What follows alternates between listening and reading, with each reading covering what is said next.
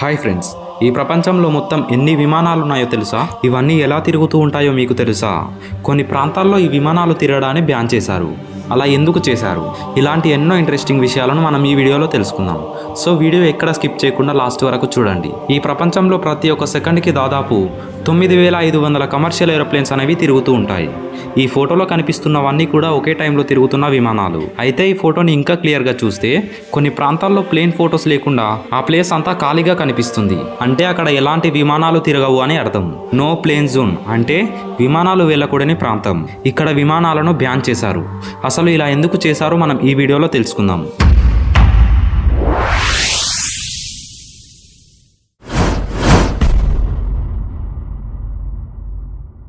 Number 1, the Tibetan plateau.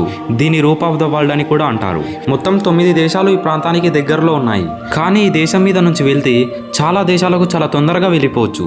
For example, China నుంచి ఈ Tibetan plateau మీద నుంచి వెళితే యూరోపా దేశాలు అలాగే మిడిల్ ఈస్ట్ దేశాలకు దగ్గర. కానీ ఈ ఏరియాను పూర్తిగా బ్యాన్ చేయడం వల్ల విమానాలు ఈ దేశం చుట్టూ తిరిగి వెళ్తాయి. ఇక్కడ విమానాలను బ్యాన్ చేయడానికి ముఖ్య కారణం ఇక్కడ చాలా ఎత్తైన పర్వతాలు ఉండటం. ప్రపంచంలోనే 2 ఎత్తైన పర్వతాలు మౌంట్ ఎవరెస్ట్ అండ్ K2 ఈ 2 కూడా ఇక్కడే ఉన్నాయి. సాధారణంగా విమానాలు ఎగిరే వాటికంటే ఈ శిఖరాలు చాలా ఎత్తులో ఉన్నాయి. దీనివల్ల విమానాలు ఇంకా పైకి వెళ్ళి ఈ శిఖరాల పై నుంచి వెళ్లాల్సి ఉంటుంది. ఇది చాలా ప్రమాదకరం. అందుకే టిబెటన్ లో విమానాలు ఎగిరేందుకు పర్మిషన్ లేదు. ఒకవేళ ఎగిరి ఇంజన్ ప్రాబ్లం వచ్చి కూలితే పర్వతాలపై పడుతుంది. అంతేకాకుండా ఎమర్జెన్సీ ల్యాండింగ్ చేయడానికి ఇక్కడ ఎటువంటి సేఫ్ ప్లేస్ లేదు. వీటన్నిటిని దృష్టిలో పెట్టుకొని ఈ ప్రాంతంలో విమానాలు తిరగకుండా బ్యాన్ చేశారు. Number 2, volcanoes. 2022 జనవరిలో సౌత్ స్పెసిఫిక్ ఓషన్ దగ్గరలో ఉన్న టోంగా అనే ఒక చిన్న ఐలాండ్ లో ఒక భయంకరమైన సంఘటన జరిగింది. అదేంటంటే అక్కడ ఉన్న అండర్ వాటర్ వాల్కనో ఒక్కసారిగా పేలింది. దీంతో చుట్టుపక్కల ఉన్న ప్రాంతం అంతా ఒక్కసారిగా దుమ్ము ధూళితో నిండిపోయింది. దాదాపుగా 1,90,000 అడుగుల ఎత్తులోకి ఈ దుమ్ము చేరి మేఘంలా కమ్ముకుంది. దీంతో ఈ వాల్కనో బ్లాస్టింగ్ రికార్డు సృష్టించింది. అంత ఎత్తులోకి దుమ్ము ధూళి పేరుకుపోతే విమానాలు వెళ్ళలేవు కదా.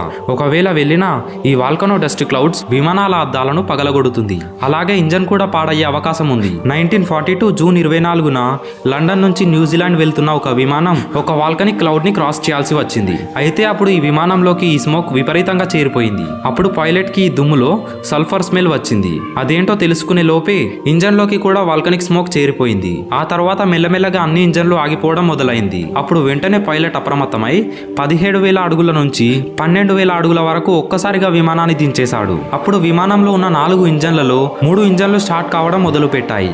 అప్పుడు చాలా జాగ్రత్తగా విమానాన్ని ఎమర్జెన్సీ ల్యాండింగ్ చేశాడు. అందుకే వాల్కనోస్ మీద నుంచి విమానాలు వెళ్లకుండా బ్యాన్ చేశారు. Number 4, crater. క్రేటర్ అంటే ఒక పెద్ద రంధ్రం. ఇవి భూమిపైన అక్కడక్కడ ఏర్పడతాయి.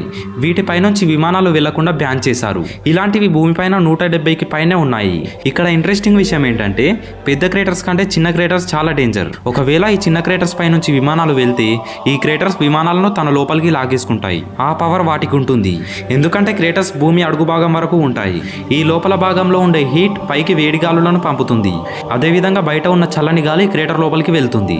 ఈ చల్లని వేడి గాలుల మధ్య జరిగే సంఘటనలతో ఆ ప్రాంతంలో వార్టెక్స్ ఎఫెక్ట్ అవుతుంది.